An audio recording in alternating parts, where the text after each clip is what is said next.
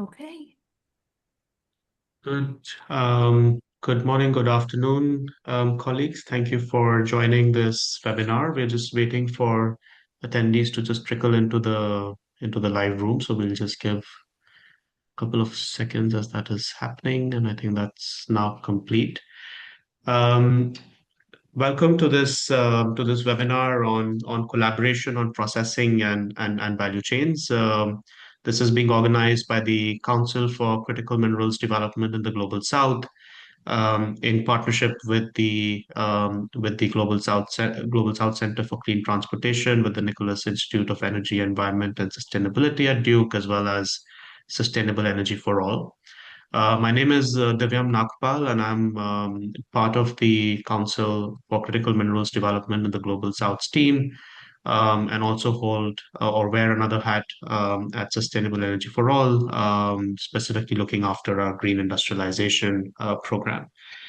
So just a very brief background to why we are here before I hand over to Sandeep to guide us through the panel discussion phase. And I'm very excited to have extremely qualified and experts on this topic and to guide us through this important aspect of minerals and value chain development.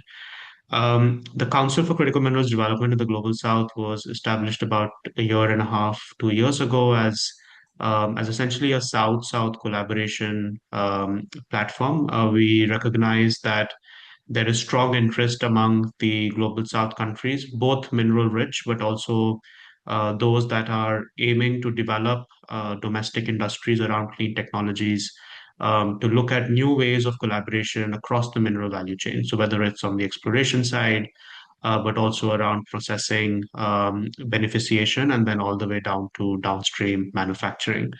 And the council was established essentially to bring data analytics, to bring capacity building support, but also to support knowledge exchange between countries, between research institutions, to support this ambition that the global south has to achieve more value addition and, more importantly, play a more meaningful role in the global supply chains for clean technologies and derive more value from that. And I think uh, now more than ever, resilience and supply chains have become, a cornerstone of every discussion, not just on the news, but also dining tables, and the fact that it's starting to affect all of our lives in one way or the other. And when we start to think about going beyond ambition and more towards how do we really action the aspects around the global south playing a more stronger role in these supply chains, we hit this sort of processing and refining segment, which is really the key part where a lot of the value lies, and which is also requires a lot of access to technology, skills, know-how, besides the very typical aspects of capital, markets, market size, and forward and off-take linkages downstream. So help us navigate this complex issue and starting to unpack what collaboration in this space would look like. We're joined by an exceptional set of panelists who are moderated by an even more exceptional colleague of ours in the council ecosystem. So with that, I will pass on the floor to Dr. Sandeep Pai, who's the senior lead for international energy transitions at the Nicholas Institute at Duke University to guide us through the rest of the webinar. Sandeep, over to you. Yep. Thank you so much, Divyam. I am so excited to have this conversation. In the last 1 year, every conversation I've had with people, companies that are working in the critical minerals space, their biggest bottleneck seems to be around value chains and processing. It seems like many people and many companies generally know how to mine, generally know how to extract, but it's the processing that has become a really big bottleneck or a big challenge going forward. So I'm really excited to have this conversation. Just a brief background about myself. As Divyam said, my name is Sandeep Pai. I lead the international energy transitions work at Nicholas Institute at Duke University. Um, I work a lot on various issues around minerals and coal and different aspects of critical minerals as well. I've also been part of the Council for Critical Mineral Development in the Global South from day one, and this going forward is a very big priority for the council to do research and set up collaborations in the space of processing. So with that, I really am excited to dive in and hear really global experts that we have gathered on this panel to get their perspective on how do we move forward, how can global South countries, collaborate on critical mineral beneficiation, processing, and value chains, and so on and so forth. So, with that, I will just briefly introduce all these speakers we have very long bios. I could read that, like, and the webinar will be over, but I will just introduce who they are and hope that as they're speaking, they will talk about their work as well. So we have Dr. Vlado Vivada, who is the honorary fellow at Sustainable Minerals Institute at the University of Queensland. Thank you, Vlado, for joining. Also, it's 11 at night in Australia, so double thanks for joining. This webinar. Then we have Mr. Debashish Nanda, who was for a long time in his career, he has been the business development director and led business development teams in different state-owned companies in India. And in his last assignment, he was the first business development director of Coal India, and he was instrumental in setting up several initiatives that Coal India undertook in the critical mineral space. Then we have Dr. Jennifer Broadhurst, long-time collaborator on various topics. Also leads the Minerals to Metals initiative at University of Cape Town in South Africa. And she's comes from the industry, has a really strong understanding of the real world implications, but also now, doing this kind of research on processing deeply at UCT. And last but not least, my colleague, Dr. Aditya Ramji, who is the director of Center for, I always forget the name of the Global South Center for Clean Transportation at University of California, Davis, in the US. So we have panelists from Australia to the west coast of US. So a big spread and different time zones, as different as it can come. So we'll just start with Vlado first. And my question, Vlado, to you is like, how are current geopolitical dynamics, particularly competition between China, EU, um, and US, shaping opportunities and risks for global South countries, especially when it comes to value chain? And I just wanted to mention that I will I will ask each panelist one question and I will give them around 5 minutes, and hopefully remind them to conclude. And then I will ask another round of questions to each panelist, and that'll be for 3 minutes, and then I'll open it up for audience.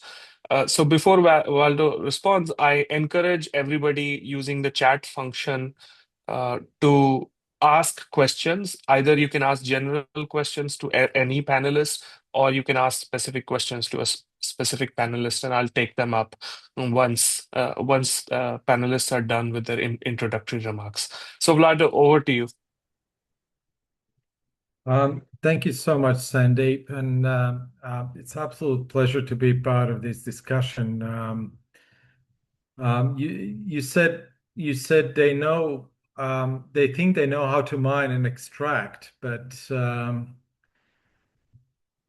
the fact is that about 80% of new addition to copper supply, iron ore supply, and so on and so forth is from brownfield. In fact, capital has been very risk conscious within the mining sector, and it's not been that much investment in new mines. So there's actually a lot less mining than there used to be since about 2015, since that downturn that happened. So even mining is questionable. But anyway, let's talk about processing. Anyway, happy to be here.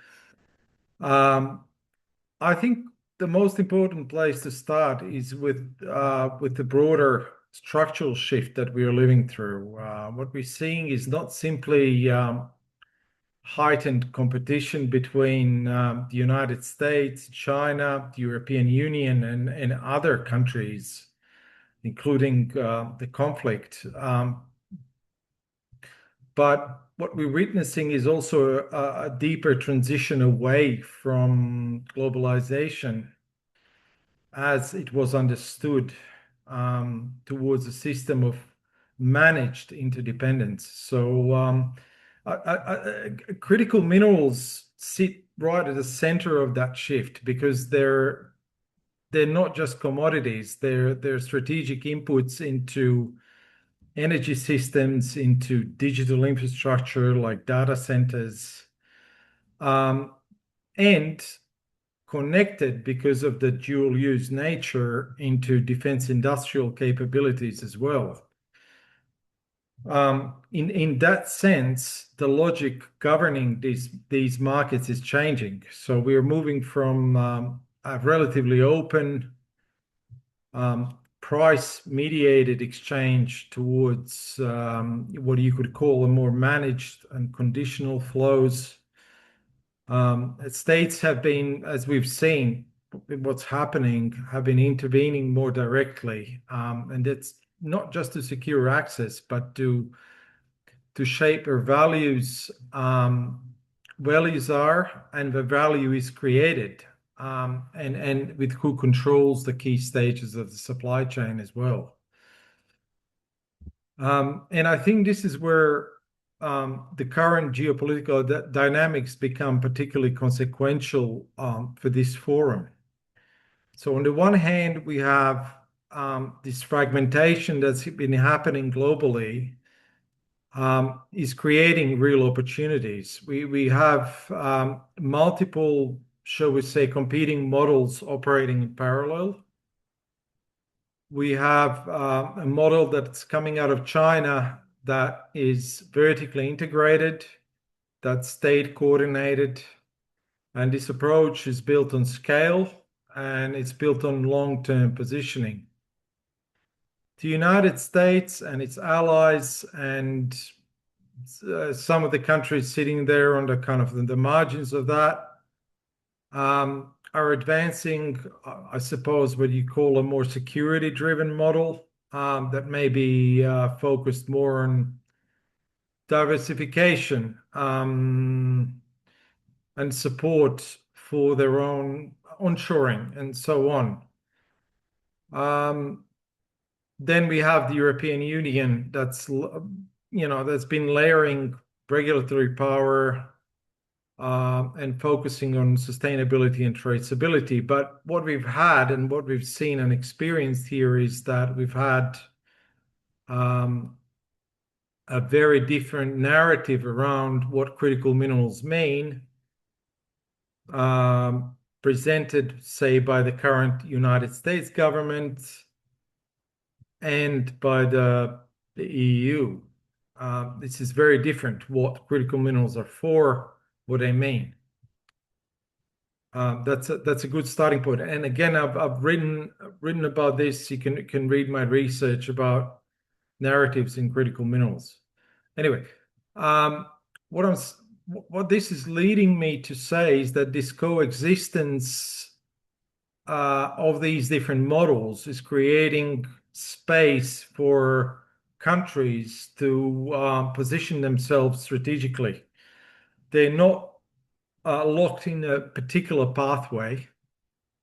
And sorry, going back, I don't like calling countries Global South. I think Global South is Australia, New Zealand, and South Africa, and Chile and Argentina.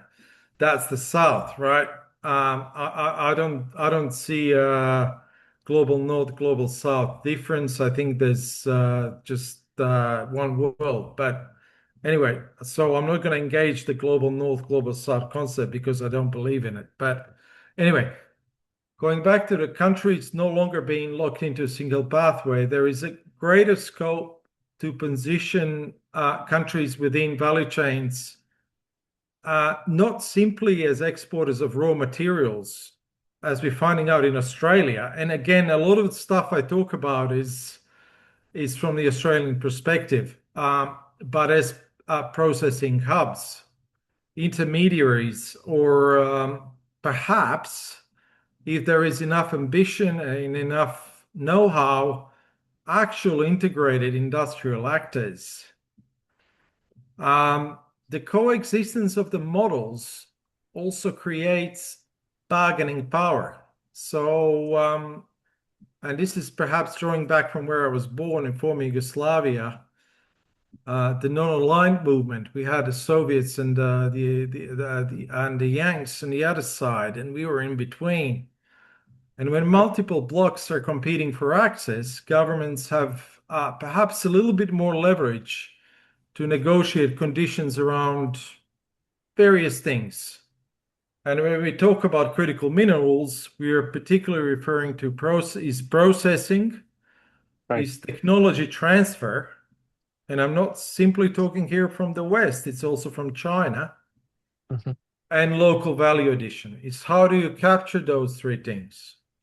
Right. Right. At the same time, and sorry, Sandeep, at the same time, these opportunities are far from guaranteed, and the risks are significant. So one of the key risks here is that this fragmentation that's happening does not eliminate dependency, and it can reconfigure it.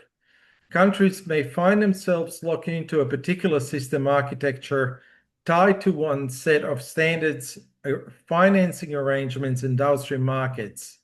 There's also a risk of intensified competition for investment, leading to a race to the bottom in fiscal, regulatory, or environmental terms. But I Right. think that Right. perhaps the most important risk is missing the processing window altogether. Because Right. if Right. Great. upstream extraction, okay, Yeah. Yeah. yep. Yeah. If we can come back to that. I just want to make sure that everybody has enough time to, conclude. Do you want to conclude your initial um, remarks? Look, I would just like to say that the current geopolitical moment creates a window of opportunity for countries that not necessarily find themselves allied to the United States or China as such. But advantage doesn't come necessarily for resources in the ground, but from the ability to align policy and finance, infrastructure, and industrial strategy around the industrial policy, right? Right. Around the value capture from what they have. Right. So I would say, as one line or one sentence in a fragmented world, coherence becomes a form of power. Thank you. Right. Thank you. Thank you. Thank you for your remarks.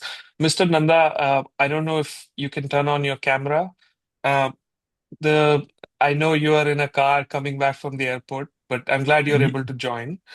Um, Yes, so, sir, you've basically traveled the world looking for partnerships on behalf of Coal India, and even in your previous roles. Um, what is the barrier for a country like India to move beyond just extraction to actually become a leader in critical mineral processing and supply chains based on your experience? thank you, Sandeep. I hope I'm audible. And it is good morning, good evening, good afternoon to all the participants here and my co-speakers. It is indeed I'm privileged to be a part of this discussion, and thank you so much, Sandeep, for this. Uh, to begin with, yes, you know that India is not blessed with many critical minerals. Am I audible? Yes, Yeah. yes. Please go So ahead. we are not blessed with critical minerals. So that's why the critical minerals for a country like India becomes critically critical as we move forward. As the demand goes up, as the GDP grows up for India, and as the application for critical mineral goes up, what India has to do, because for critical mineral, it starts with exploration, production, processing, beneficiation, and then ultimately reaching out to the finished product. So this requires, first thing is, India is a country which does not have access to many of these critical minerals, be it lithium, nickel, cobalt, copper. I mean, even if we have, it is minuscule quantity. Second thing is the demand. The demand is growing, but the demand is fragmented. Everybody is having a small demand. Every entity which wants to use this or wants to import these critical minerals, it is in small quantities. So they look for countries like China to meet their requirement. So here I think government can play a major role as a policy initiative to make or to bring the demand together so that you reach the critical level of requirement of these critical minerals, which in turn is going to spur on this processing or getting into exploration in a big way, because no companies want to get into exploration unless they are sure that yes, whatever critical minerals they are getting from all over and processing it, they have got a ready-made market in India. I do not want anybody from India to go looking for exploration and do not have a market immediately back home. So that's one. Second thing is India has not invested much in R&D to create that processing infrastructure in India. So I think it is high time for the government to make it mandatory for each and every company who wants to delve into critical minerals to invest a substantial chunk of money into R&D for processing these minerals. How long you are going to beg the other countries for technology? I think it's high time. If you want to, you aspire to become the world's third largest economy, you should be develop the self-reliance for processing these minerals. And third is, what is required is technology. I mean, if you while you are doing R&D, it is going to take time. So India should look more at collaboration, and not this collaboration, be it South-South, be it North-South. I think everybody should look at collaboration to see to it that world has got access to these critical minerals, and it should not be restricted to a few like China and a few other countries who has got the technology or who are trying to monopolize these critical minerals. So I think it should be a global effort to make it spread through collaboration route. So Right. for the time being, I think I will rest my discussion here, and I'm of course free to take any further questions about India. Yes. Thank you. No, thank you. Very interesting. You said that, every company that India is trying to extract should be told to also invest in processing. Let me come back to that question, but I want to go to Dr. Jennifer Broadhurst. Jenny, you have been working in, this space for so long. What are some of the most promising R&D? And Mr. Nanda was also talking about R&D and the need for more R&D around processing. What are the most exciting R&D opportunities that you're seeing in the African continent? And how close are some of those? And if you have any examples, would love to hear to commercialization. Okay, right. Sandeep, I think just firstly, we talk about, and you mentioned mineral processing. So immediately with my engineer's hat on, I think of, the actual physical separation of your ore minerals from gangue through sort of flotation, magnetic separation, etc., to produce your concentrate, which is, we consider that a primary product generally, but it's early stage. And I think what you mean here is also then that concentrate going to more advanced processing, your hydrometallurgical extraction, or your pyrometallurgical extraction through smelting and refining. So these are then processed products. You generally in some metal form, metals, metallic metal alloys, or metal salts, your more advanced products, which go into your manufacturing sector, then fabrication and end use production of your finished goods. So obviously, sub-Saharan sub-Saharan Africa, we're looking at typically more than 75% of our resources are exported in a raw form with no or that minimal processing to produce a concentrate. Where there is ore processing, more advanced processing, this is mainly in South Africa. So we've got large-scale precious metal refining, ferroalloys, aluminium, metal, steel production with large-scale smelters, and also a relatively, by African standards, well-established manufacturing sector. There is a little bit of in Zambia copper refining to produce metals and even some fabrication. But even within South Africa, our manufacturing and advanced processing has really declined in the last a couple of decades. And we've had a lot of our smelters have been mothballed or closed down. So in general, value capture from mineral resources through this production of downstream products is really very limited across the whole of sub-Saharan Africa. That being said, exploitation and advanced beneficiation of critical minerals is definitely starting to be seen more as a strategic priority in many African countries and on the continent as a whole, particularly driven by governments, as Vidor said earlier. So we've seen now we have an African, we have a green mineral strategy. It was developed by the AMDC, the African Minerals Development Center, and the African Union.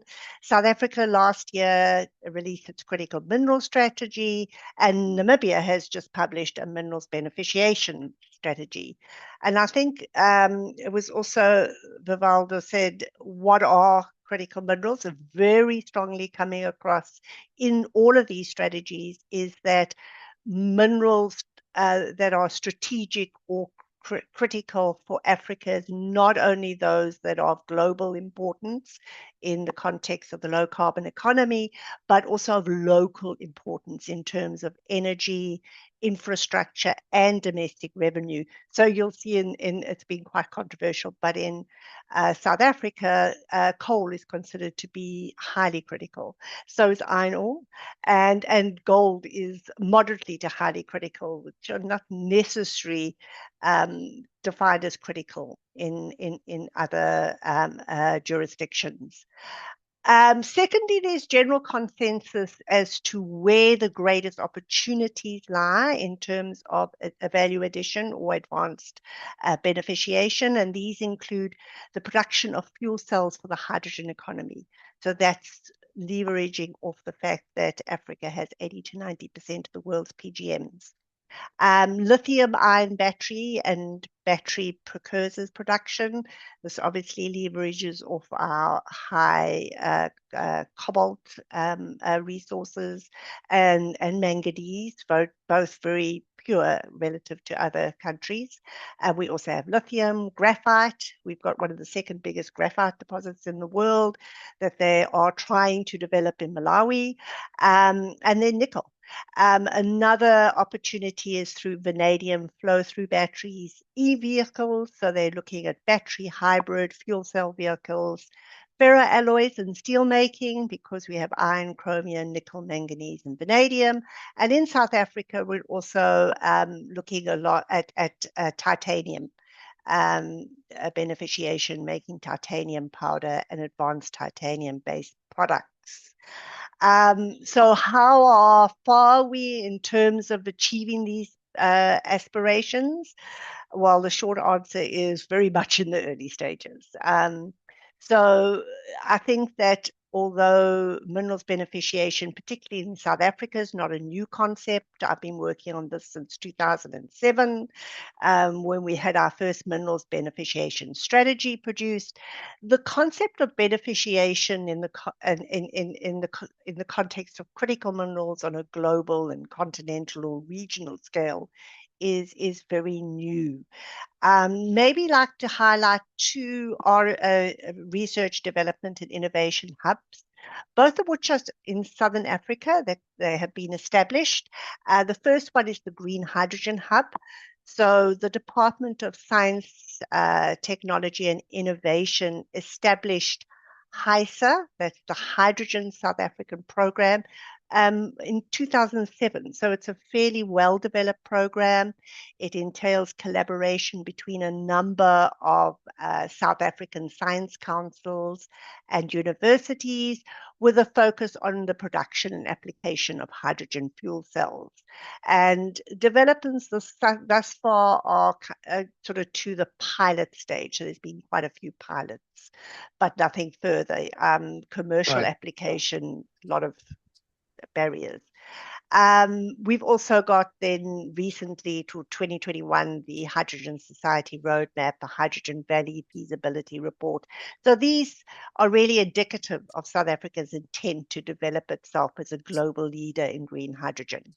Second innovation hub is, and just for there's only really two big ones, is the African Centre for Advanced Battery Research, which entails a collaboration between the University of Lubumbashi in DRC, and the University of Zambia, and the Copperbelt University in Zambia to develop battery and electric vehicle chains. So these are two of the main innovation hubs.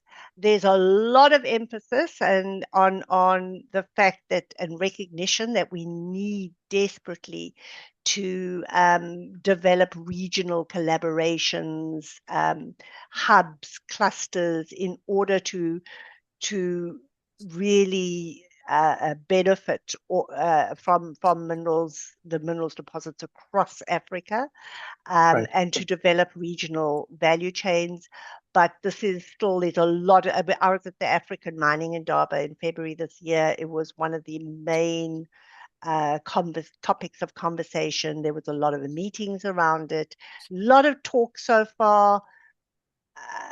People are struggling. How are we going to do this? I think that's the main thing. And as our first speaker said, a lot of challenges and risks that are not, I think, really fully identified in Africa. There are concerns about sort of the policies that are preventing exports and limiting exports. In Malawi, for instance, which is causing quite a lot of consternation. So there's a lot of things to work through. Yeah, thank you for explaining where the current status is, where the research and commercialization is, and what opportunity lies.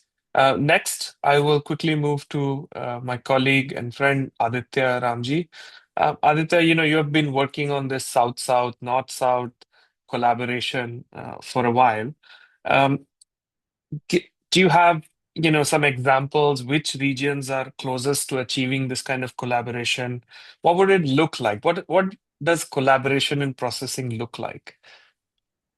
Thanks, Sandeep, and thanks for having me. And so, yeah, a lot of I think my earlier panelists gave a good set of context. So the question on what is a good looking collaboration?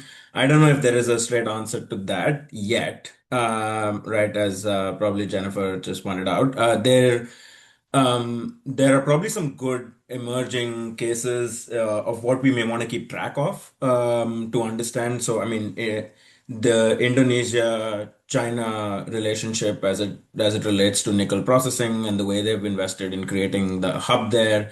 And it's not just investing in a processing facility, right? But there has been over the last few years, it has evolved into some requirements of ensuring that a certain share of higher skilled jobs are actually local Indonesians. There is an emphasis on skill development and knowledge transfer. So there are certain other conditionalities or caveats that are being now increasingly included beyond just investment or capital or setting up assets in different parts of the world. The other side of the world is Chile, and we've seen this in the last just 3 or 4 months, a very rapidly shifting governance model approach with Codelco, which is the state-run entity, taking a much more greater ownership stake in some of the facilities and making sure that there is a more and a lot of this public sector driven greater participation or public sector companies having greater participation in that ecosystem is partly also driven by this fear that if we are not making sure that we are overseeing this effort, then certain things may or may not happen if left completely to private sector operations. And then the third part is exactly what the previous panelists talked about, which is, countries have been using export bans, and that is now starting to become pretty much par for the course. Is if we are a resource endowed country and you come and extract, then you more or less pretty much have to refine within our country before you actually take it out. And so I think that is a really good segue to the question you asked, in the sense of what does a good collaboration look like, right? So the way I would look at it is just four steps, right? So for any country thinking about this, you probably need to ask the question of where you are positioned in that value chain, and that question starts with a very simple this thing of, and the answer will differ depending on the mineral in question, right? So this is just a framework. Are you resource endowed for that particular mineral, or are you essentially going to depend on importing that mineral or the mineral refined components, right? And if you are resource endowed, then I think it makes fairly good sense to have to look at a refining and midstream strategy. If not, you need to rethink about that, right? In the sense that, do you invest that in your country? Maybe there's an opportunity here that your companies or your capital can find a home in an international partner in a location where you are able to create assets in the global supply chain. The second thing is technology. Midstream refining doesn't just happen, it is also access to technology. I think Vlado rightly pointed out the China context. One of the interesting things that is often not talked about is Chinese companies, yes, have been supplying a lot of technology for refining and processing over the recent years. But if before their emergence, maybe even 7, 8 years ago, among the top 10 refining technology equipment providers were actually 7 European companies, which also tells you that there is capability and capacity in the rest of the world. And so, in the geopolitical context of countries, and China has been using technology export controls as well to start creating barriers in supply chains, there are other companies in other countries that could be allies in helping do that technology transfer. The challenge for them largely has just been the cost competitiveness part over the years, just hard to compete with China, right? The third step is, where do you invest in that thing, right? So this is where the regional argument comes in, and I think Jennifer fairly talked about Africa, but the other good example is ASEAN and Southeast Asia, where we've been doing a lot of work. There's not just Indonesia, but if you go beyond nickel and look at other minerals, actually the cluster of Thailand, Vietnam, Indonesia, and others have a fairly good spread of different kinds of minerals that are needed. And so if you can't set up, and there are constraints, there are reasonable constraints of geography and location and others that may or may not allow a country that has the minerals to set up processing right then and there.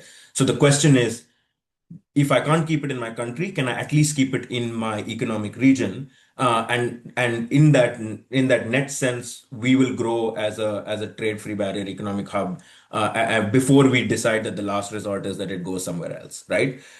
And then the last thing I wanted to highlight is Jennifer brought up pyrometallurgy and hydrometallurgy, and I'm not an engineer, but I would say an economist, but forced to start learning engineering principles as I've been entering the space. But my understanding is that there is a lot of overlap in technological applications of refining, but also with recycling and recovery. And this is probably another interesting strategy discussion that policymakers need to think about, or companies need to think about, is do if it's not about, even if I'm not investing in midstream refining as a stage one process in the value chain, but if I'm investing in recycling and recovery, which any country could do irrespective of mineral endowment, uh, can I create a greater utilization effect of that same asset now, because I can use it at different ends of that value chain? So, and of course, but all of this links back to the starting point not being minerals, right? The starting point being end use technology. So a country that is investing in this but not endowed needs to say, okay, I need to accelerate deployment of some of this technology so that I get to end of life, I get to create feedstock and kind of create that virtuous cycle. So I think that for me is probably where I would say a fairly good 4-step framework for anybody thinking about how to frame this collaboration and kind of hopefully create successful models around it. Right. Thank you, Aditya. I've run out of time to ask my question. So I will take up some questions. There's two questions in the chat. I really encourage anybody to ask questions. We have about 20 minutes. We'll go to each panelist and depending on the question. So let me start with Vlado. There is a question in the chat for you. I'll just read it and hope you can hear me and respond. So Mr. Vlado concluded that coherence is the superpower in the fragmented world uh, for exporter countries. What is meant here exactly? I would also very much appreciate opinions on how governance and regulatory frictions are shaping execution pathways. Maybe an example will really help here. So, Vlado, do you want to respond to that?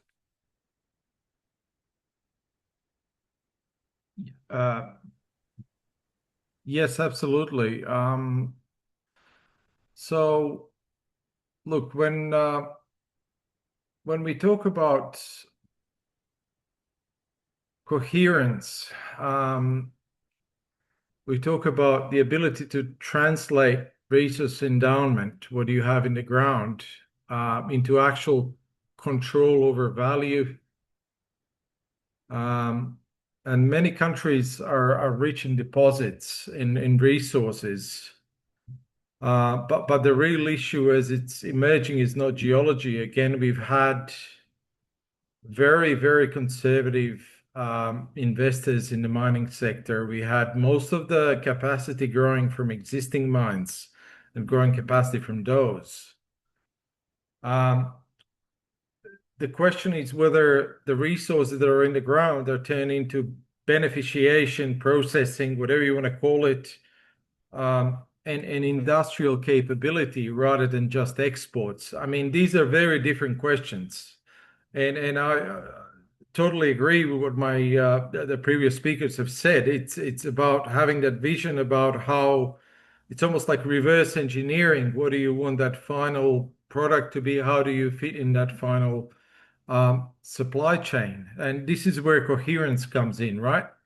It's about aligning policy, aligning infrastructure, which is absolutely essential,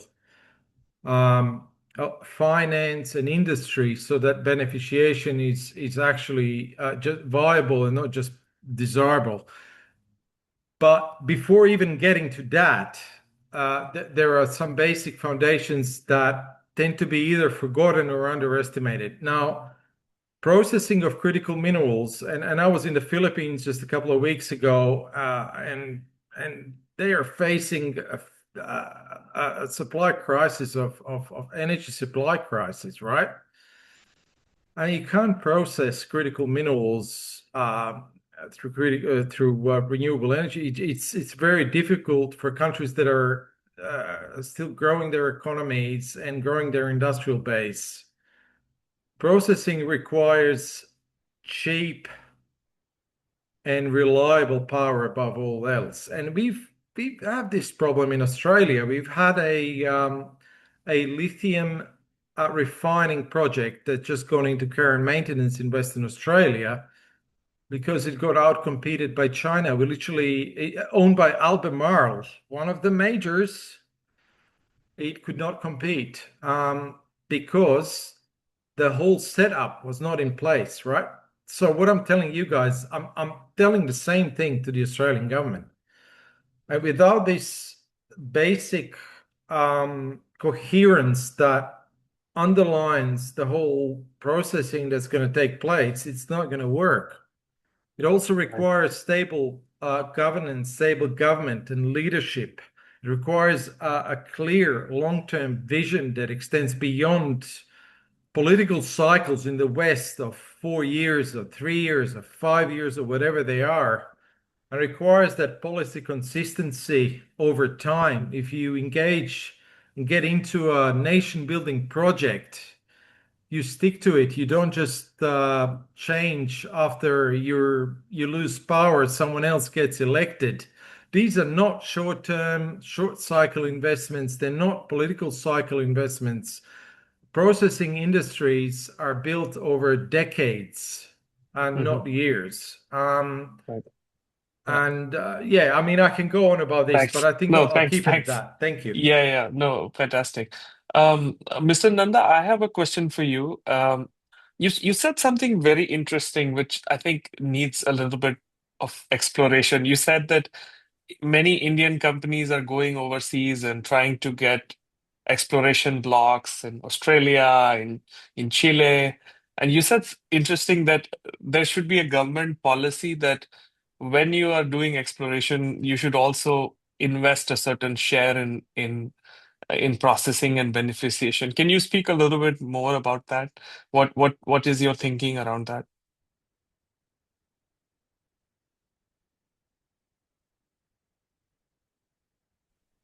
Yeah, what Sandeep, I wanted to say that, only going and picking up assets for exploration, your responsibility doesn't end there. So you need to you get these minerals out uh, and then do the processing and bring it back to India. So then only you can contribute to the progress of India in the field of critical minerals. That's why, I mean, there are companies who are interested in, going and investing in assets and exploring. And because there is no technology available back home, they want to, sell that minerals to a third country. Okay, Right. so which in fact does not help the cause of India. So that is why I said I think there should be a policy for Indian companies when they plan to go and acquire assets. They should necessarily process the minerals either in that country or bring it back to India, and then take it to the logical conclusion of making the final product to and supply to Indian companies or for Right. the requirement in India. Thank you. Okay, very, very, very interesting. Very thought-provoking also. So Jenny, there is a direct question for you here. Yeah, I don't know if you want me to read it or you're okay seeing it, but basically this question is about examples of policy mechanisms in Africa that is centered around environmental and health impacts of both mining, but because this focus of the webinar is processing, let me extend this question to, beneficiation and processing. And if you want to speak about any of that. Yes, absolutely. That's become my field. I started off as very much a metallurgist and ended up now looking at ESG issues because of how important it is in developing contexts. Yes, it's very, very erratic across Africa. South Africa, we have social labor plans, but it's very underdeveloped too, and it's very, very important. Our ESG risks are very different to those of importing countries, and things like mine closure, post-mining, economic development, all of these things, environmental degradation, really important in Africa. Even within South Africa, there's been a lot of strategies around mine closure planning, and that it's not enough. Most of mining and processing within Africa has been built on the back of exploitation, very colonized. And so the legacies are very poor.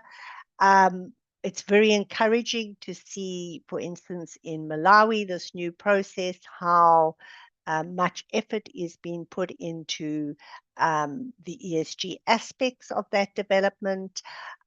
So I think there is an awareness, but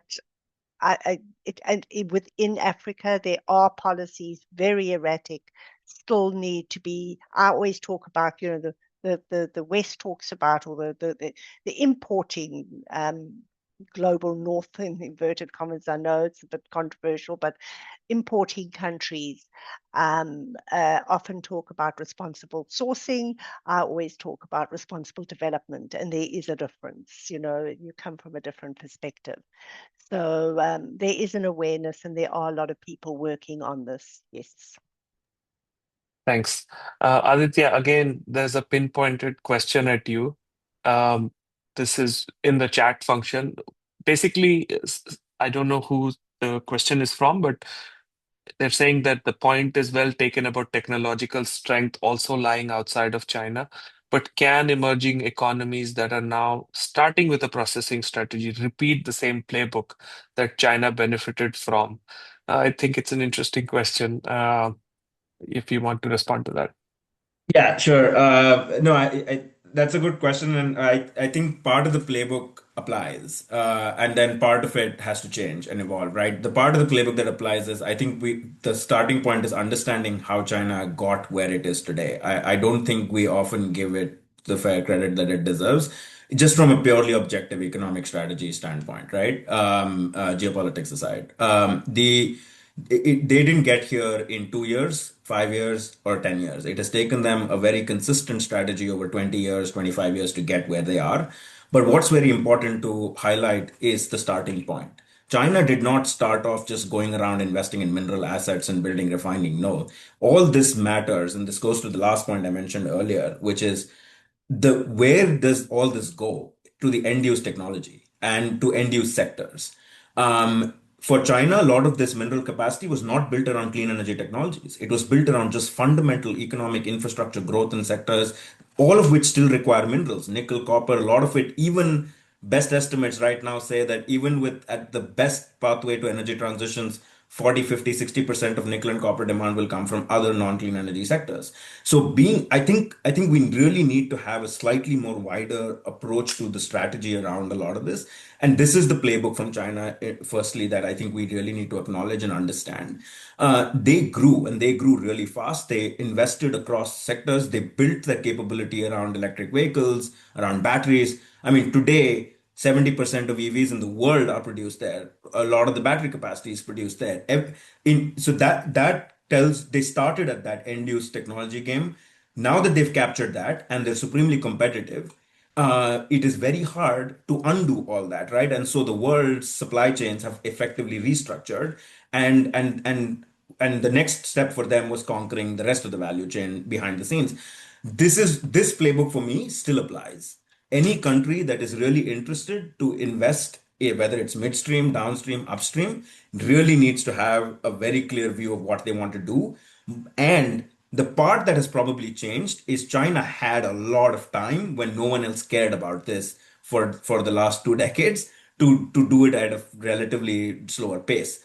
If today we really other countries want to capture this industrial policy or whatever you want to call it, they have a much shorter timeline to do this, which means that they will need to pull through a lot more coordination at a policy and government level, get industry to act faster. And I feel that this is where it is a little bit about, no gain without some pain. Maybe if you're making a profit margin of 8%, take a 3% hit for 3 years. A group of companies allocate that capital, make sure that they really make some strategic investments. You're still not losing. You're just offsetting a part of your profit shares to see how you invest in R&D and technology and build that capacity to position you for the future pathway, right? And India actually has done this for air conditioners. It's a well less known story post COVID. But there are wonderful examples of things like this where corporate action has actually driven government policy and not the other way around. So I think for me, that is probably where I would focus on as part of this strategy and rethinking how we apply this. Right. Great. We have about 5 minutes. So I will ask each panelist one question and give them 1 minute so they get their last word. But I think this is a very good question to sort of get your final concluding thoughts on. I know, Lado, you don't like South-South, but let's say, can emerging economies realistically build, competitive processing and refining capacity, or will these countries always dependent on, let's call it, again, the question is about global north, but rich countries, capital, technology, and markets. So again, we'll start with Lado and go in the same order and wrap up. Thank you so much. It's been a wonderful discussion. Look, first and foremost, I think that the in processing of critical minerals,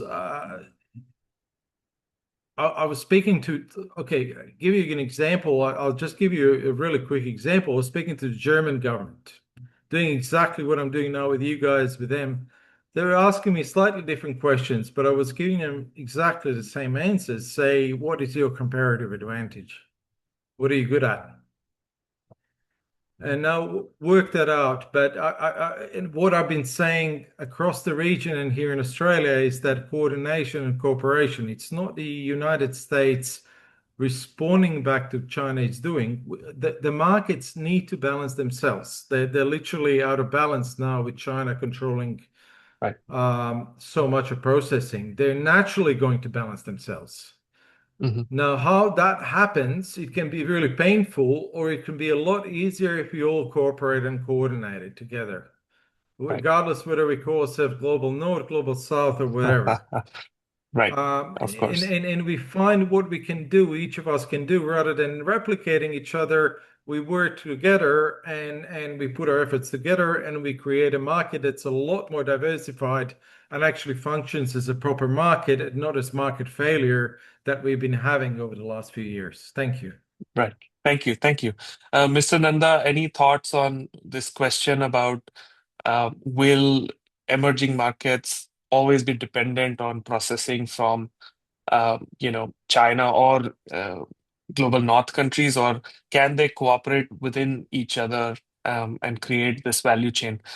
If you can be brief, that'll be great. We're all close to time. My answer will be pointed. Yes.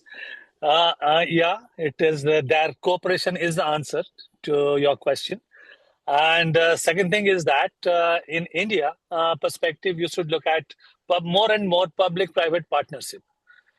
And should tend to collaborate with all the countries and should try to learn from what China has done. Like one of my previous speakers said, yes, you can't blame China for what they have achieved, but at least you can follow them. Thank you. Right. Thank you. Jenny?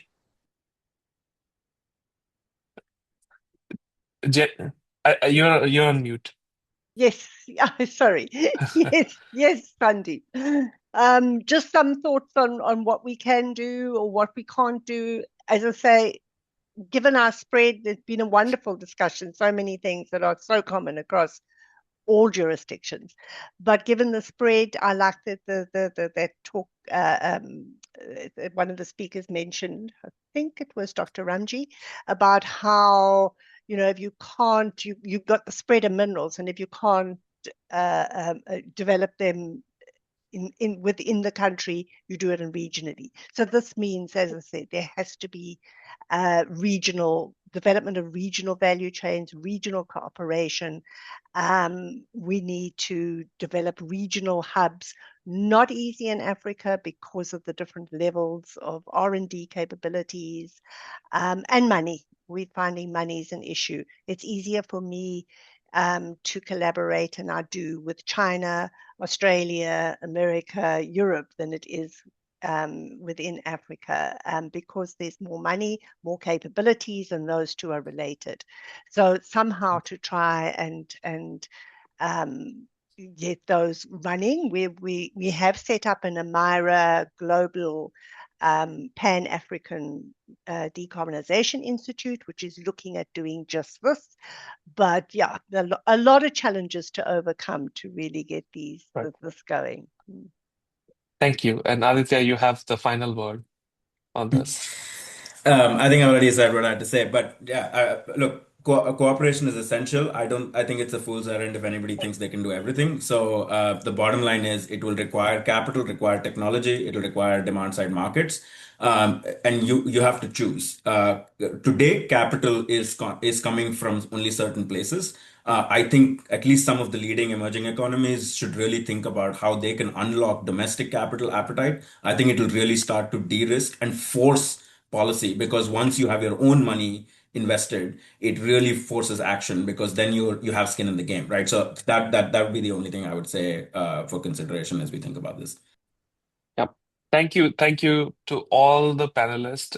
I am deeply appreciative of all the panelists who are in like completely different time zones and different times of the day. So really appreciate your time. And thank you for almost 50 plus people who were, in the webinar almost throughout the webinar. Really appreciate it.